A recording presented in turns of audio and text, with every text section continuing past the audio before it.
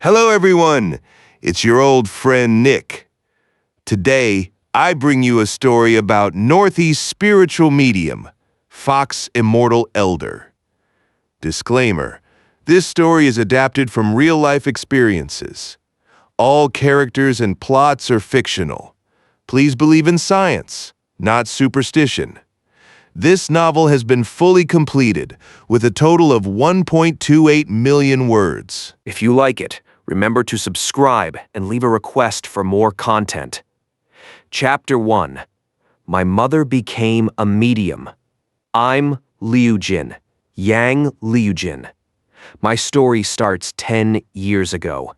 If you've got a moment, let me tell you all about it. Believe it or not, just treat it as a tale to pass the time. I was always an ordinary kid growing up. The only thing that set my family apart was my mother. She was a Northeast spirit medium. When people hear the term Northeast spirit medium, most picture old women in remote rural villages putting on fake supernatural acts. That couldn't be further from the truth.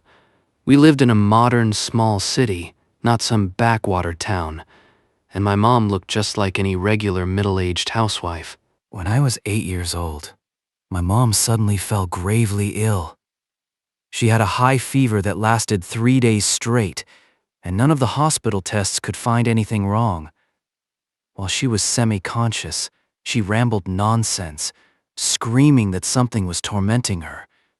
A relative suggested it might be an unusual affliction, and told us to find someone who could see supernatural matters to take a look. The next day, we invited a middle-aged woman over. She was in her 40s, gentle and approachable, no different from any ordinary woman you'd see on the street. She chatted with my family first to get the full story. Then she walked into our kitchen, grabbed an empty bowl, filled it halfway with water, and picked up a chopstick. She held the chopstick upright in the bowl and spoke aloud. "Spirit attached to this Yang family woman, stop tormenting her. Speak your demands, and I'll make sure the family fulfills them." She let go of the chopstick. Strangely enough, it stood perfectly straight all on its own. My dad had never believed in such things. He'd only gone along with the family out of respect for the elders, watching the whole scene as a bystander. But when that chopstick stayed upright, he was utterly stunned. It defied all common sense and physics. Seeing the chopstick stand firm, the woman turned to my dad. "Brother, a spirit has latched onto your wife. We follow a rule. We never do this for free." Go downstairs and buy 2 packs of cigarettes. Any brand will do. Also prepare a red envelope as an offering for the spirits. The amount is up to your goodwill. I will let my patron spirit possess me, then heal your wife. Dad still suspected it was just a trick, but the old saying rang in his ears. Better safe than sorry. He nodded and headed out. Soon, he came back with 2 packs of Chungbai Mountain cigarettes, a mid to high-end brand in our area back then. He pulled out 3 100 yuan bills and handed them over. "Ma'am, here's 300 yuan for your trouble. Please save my wife. If it works, I'll give you an even bigger reward." Back then, my parents' combined monthly salary was less than 1,000 yuan. Spending 300 yuan for this was a huge offering for our family. The woman shot Dad a displeased glance and corrected him. "This money isn't for me. It's an offering for my spirit." Dad quickly apologized. Right. An offering for your patron spirit." She pocketed the cash, tore open the cigarette packs, pulled a chair beside my mom's bed, and lit up a cigarette. She smoked at an incredible speed, never inhaling the smoke into her lungs, just taking a big puff and blowing it out. She finished 1 cigarette in mere seconds, then lit another right away. The sight was eerie. She looked more like the one who needed help than my sick mother, After she'd smoked 3 or 4 cigarettes, her expression twisted. Her posture turned strange, and her voice shifted completely. Sharp, shrill, and full of irritability. "Who's causing trouble here? Show yourself at once, or I'll skin you alive." My mom had been lying unconscious in bed this whole time. Suddenly her eyes flew open, and she let out a cold laugh. The room instantly turned icy cold, freezing Dad in place. Then my mom spoke, but it was not her voice. A strange, androgynous, shrill tone echoed through the room. I wondered who was making all that racket. A mere 100-year-old weasel spirit dares to talk so big. Get on your knees and kowtow to your elder fox right now. Everyone in the room was dumbfounded, especially Dad. He'd lived with my mom for years. He knew she was mild-tempered and would never pretend to be possessed to scare people. At that moment, he could no longer deny what he was seeing. The arrogant woman collapsed to her knees in terror. She banged her head on the floor repeatedly, stammering in fear. "Grand Elder Fox, I had no idea it was you. Why have you come here?" Dad felt a mix of fear and despair. He'd hoped this spirit medium could cure his wife, but her patron's spirit had surrendered before the fight even began. This was nothing like the ghost hunting stories on TV. He looked back at my mom. Her eyes narrowed, and a cold smirk crossed her face. "So you think you can recruit mortal vessels to gather spiritual offerings? But I'm not allowed to come here?" The woman shook her head frantically. "Not at all. Of course you may come. This is just a tiny 4th-tier city. I never imagined a great being like you would grace us with your presence. It's our greatest honor." My mom laughed, clearly pleased by the flattery. "You know your place. I had no intention of revealing myself today. Your spiritual power is far too weak to detect me." I'll let this slide, seeing as you've never harmed anyone over the years. But I have a karmic bond with this Yang family, and I intend to take this woman as my mortal vessel. Do not interfere with my plans. Go warn all the lesser spirits around here too. Tell them the Fox Grand Elder is about to take a vessel. If any fool dares to meddle, I will strip them of their spiritual powers." The woman nodded repeatedly, too scared to even breathe. Moments later, my mom's eyes rolled back, and she passed out again. After a while, the visiting woman returned to her normal self, her face deathly pale. She pulled the money out of her pocket and handed it back to Dad. "Take your money back. My spirit cannot help your wife." Panicked, Dad tried to stop her. "Ma'am, please don't leave. I'll give you another 500 wien. No, 1,000. Even 2,000. That's all the money we have. Please find a way to help." She shook her head firmly. "Brother, you saw what happened. The spirit attached to your wife is immensely powerful. No spirit medium in this entire town can deal with this. But don't worry." "This great spirit wants your wife to be his mortal vessel. He will never hurt her." Chapter 2. "Mom, can I take over your work?" Dad stared at his sick wife with heartache and anger. "You say he won't hurt her. Look what he's done to her. If the Yang family owes him anything, come for me instead." "Why torment my wife?" The woman cut him off quickly. "Watch your words." You don't want to anger this powerful spirit. There is an ancient rule. All spirits torment their chosen mortal vessels first. This serves 2 purposes. First, it makes the vessel endure hardship, so they respect and obey the spirit and work together in harmony. Second, ordinary humans have different physical constitutions from spirits. Before a spirit can possess a vessel, they must reshape the person's body, open their 7 bodily apertures, and awaken their spirit eye. I can't help you any further," she added.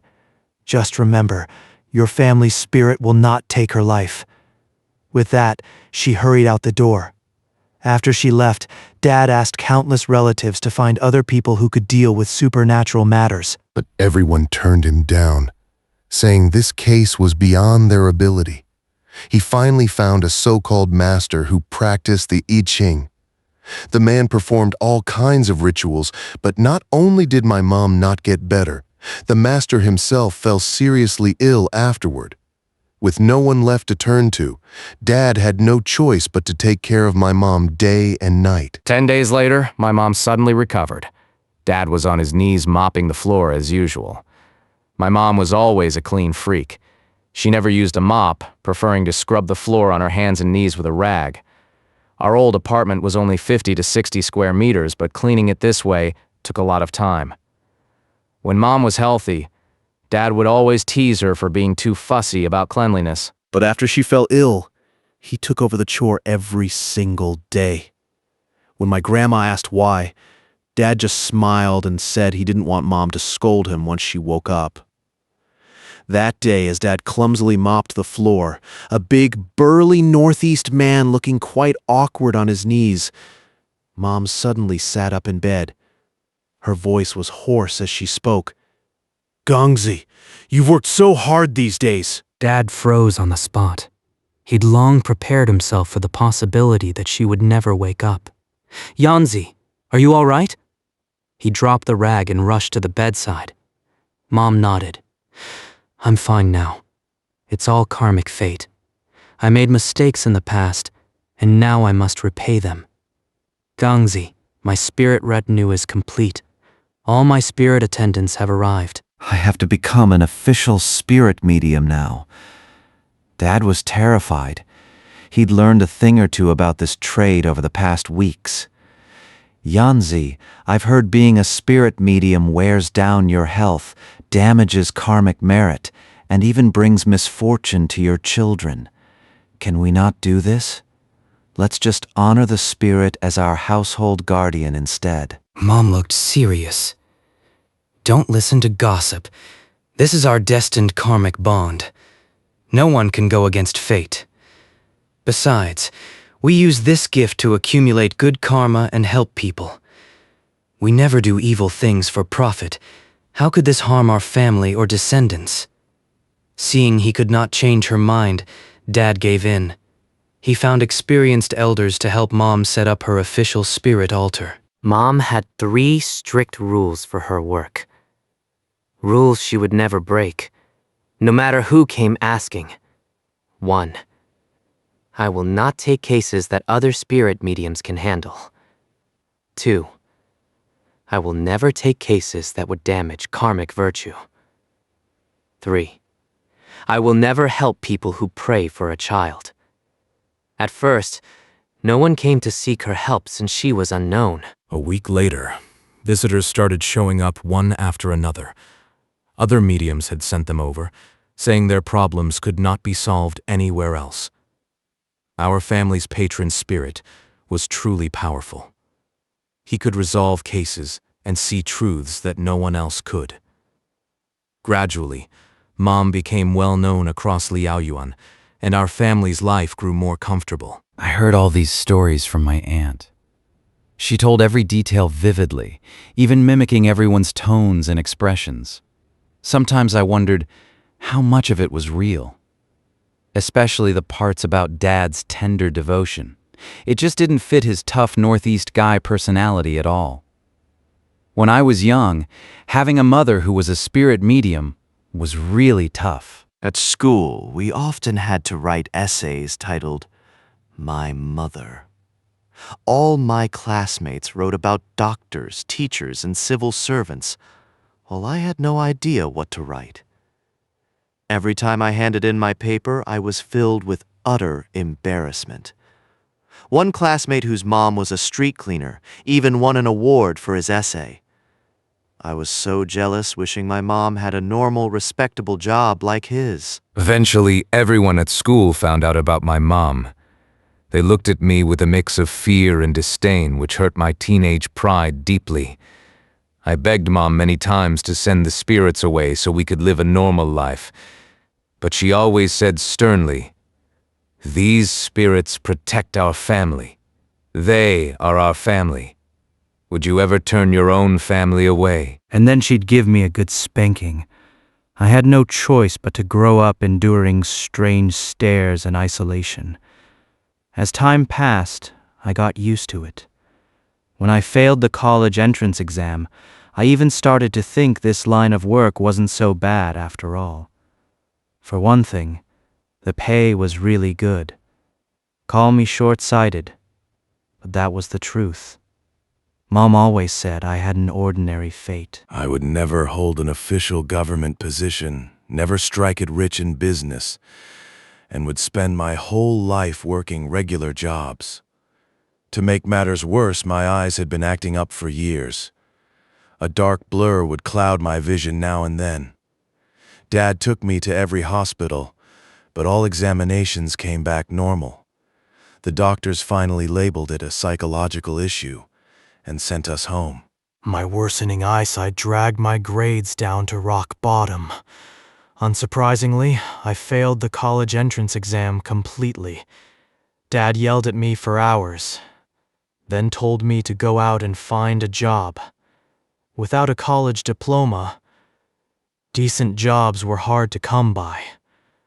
Luckily, I was tall and good-looking, standing at 1.87 meters.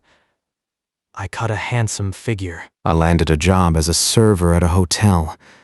The work meant long hours and little pay, barely bringing in less than 2,000 won a month. That's when I started to dream of becoming my mom's apprentice. Chapter 3A, security guard and a server are all the same. Once I set my heart on this, I started lingering around whenever Mom received clients, running small errands and trying my best to impress her. Mom noticed my odd behavior right away. After seeing off a visitor, she turned to me. "What have you been up to lately?" I grinned awkwardly. "Nothing much.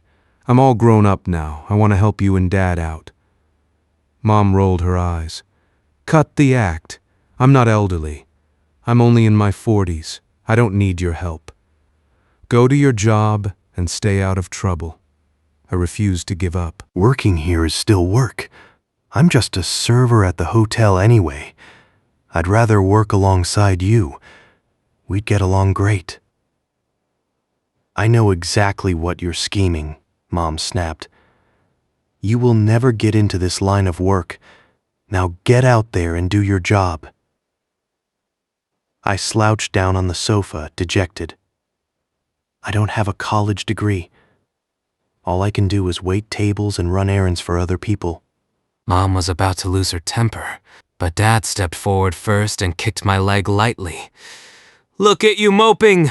Are you proud of having no education? Be grateful you have an honest job. Working hard for a living is nothing to be ashamed of." I was about to argue, but Dad shot me a warning look, so I fell silent. He then turned to Mom with a softer tone. Yunzi, think about it. His eyes trouble him non-stop. How can he keep up with hotel work? He'll only get on his boss's nerves. Why not let him stay home?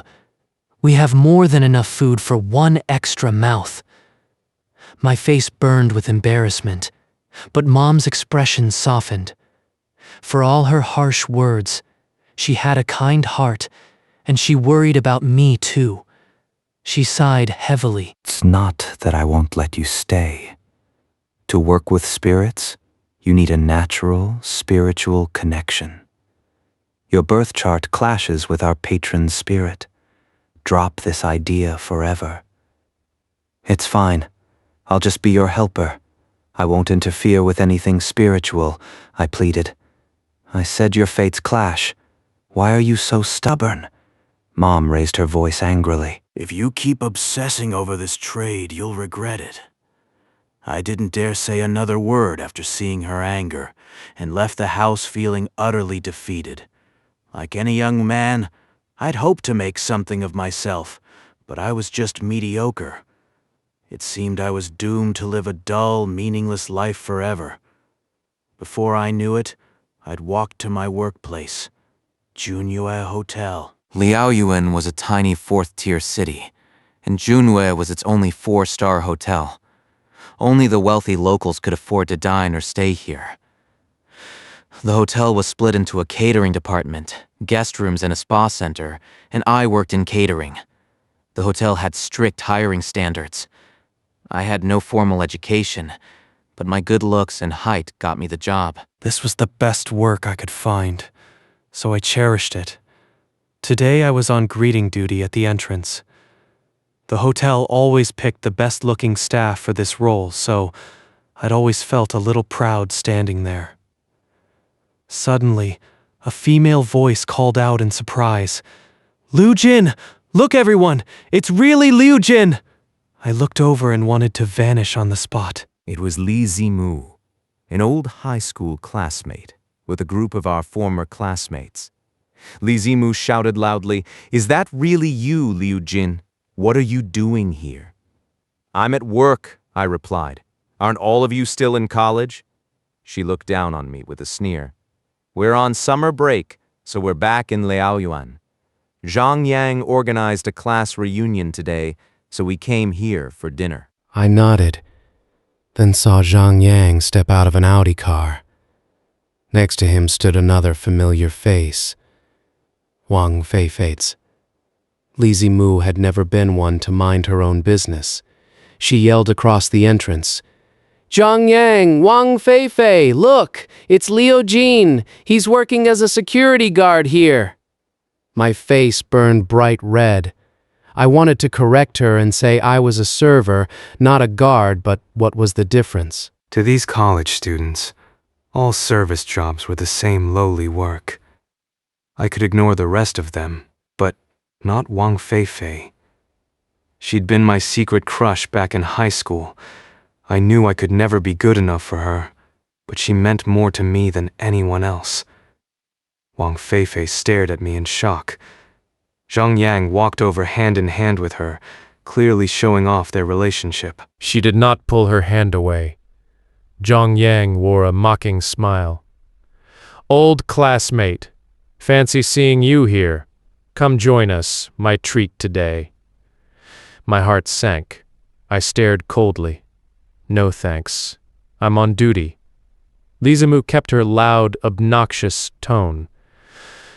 "Don't be like that, Liu Jin. Are you mad we didn't invite you? Most of us go to Yanda University, so we've stayed close over the years." Her words sounded like comforts, but they were just another way to flaunt her prestigious college and look down on me for dropping out to work. Wang Feifei noticed my embarrassment and stepped in to ease the tension. "Stop teasing him. Don't disturb Liu Jin while he's working. We'll head inside now. Let's keep in touch later." I nodded gratefully. "All right then." Li Zimu shouted again. "Today's Feifei's birthday. Zhang Yang's spoiling her rotten. Let's go enjoy the feast." The group laughed and walked into the hotel together. My heart hit rock bottom. It was Wang Feifei's birthday, and here I stood, a humble server with nothing to give her. Chapter 4. I'll send you to your grave. Dabing, my fellow greeter, looked at me with concern. "Those are your old classmates?" "Yeah," I said quietly. "They're all college students now. We live in completely different worlds." "Cheer up," Dabing tried to comfort me.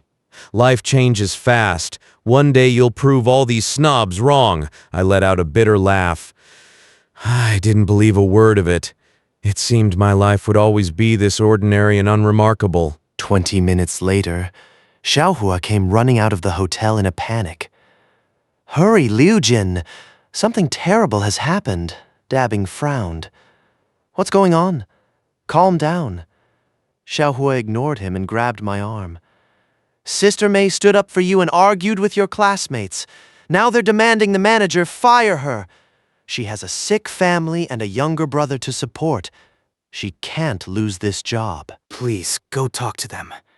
I rushed inside with her, asking for details along the way. Your classmates are in the VIP private room. Sister May and I were serving them. Zhang Yang started bad-mouthing you the second they sat down. He said your family are frauds who pretend to talk to spirits, that you flunked college and are a total loser. Sister May couldn't stand it and told them it was wrong to talk behind your back. Now they're throwing a fit. Rage and humiliation welled up inside me. We'd been classmates for years.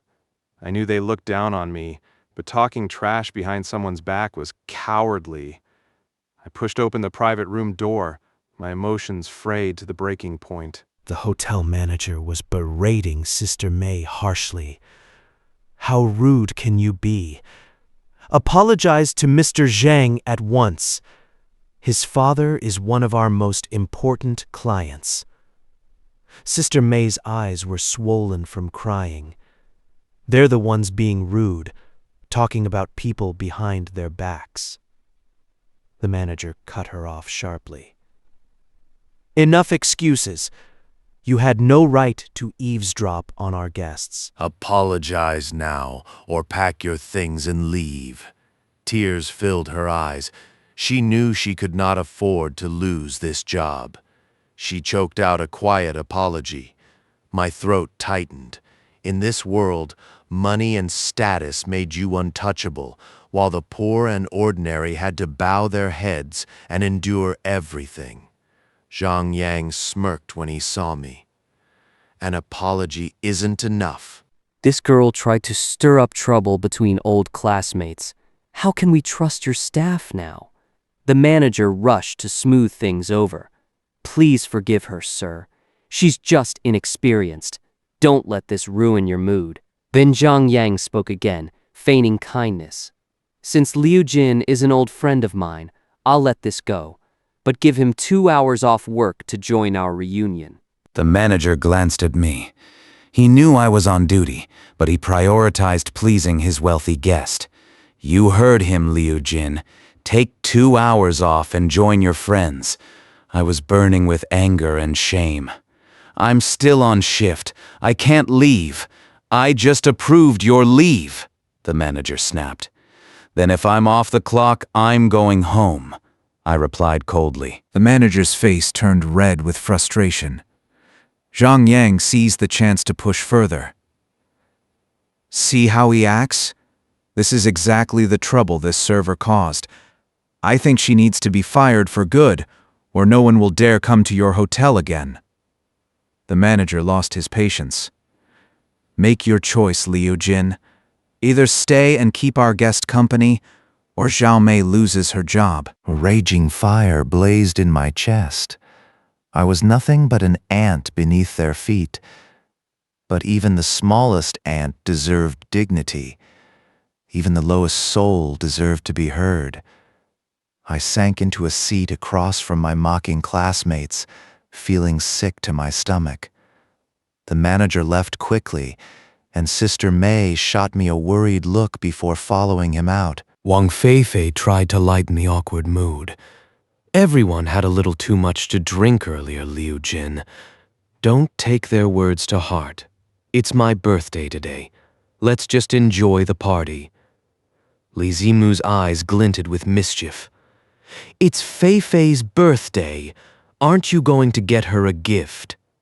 Look at this latest smartphone Zhang Yang gave her. It costs over 8,000 yuan. You've been working for a while now. You should pitch in too. Zhang Yang put on a condescending smile. Don't tease him. A server doesn't make much money. Eat as much as you like today, Liu Jin. Don't hold back. Li Zimu cackled loudly. He's probably used to eating leftover food from the tables here anyway. That's why he took this job, right? The whole room burst into mocking laughter, each sound cutting deep into me. When I stayed silent, Zhang Yang continued to taunt me. Why so quiet? We won't make you pay. How about putting on a little show to liven things up? Another classmate shouted. Hey! Everyone remembers his mom is a spirit medium. Why don't you show us some of that spirit magic? Call your family's spirits out for us. More loud laughter filled the room. I slowly lifted my head. My eyes were cold and empty as I stared straight at Zhang Yang. A voice unfamiliar even to myself, cold and menacing, rolled off my tongue. I have a gift for you. Zhang Yang looked confused. It's Feifei's birthday. Why give me a gift? What is it? 4 words slipped out from between my gritted teeth, heavy and deadly. I'll send you to your grave.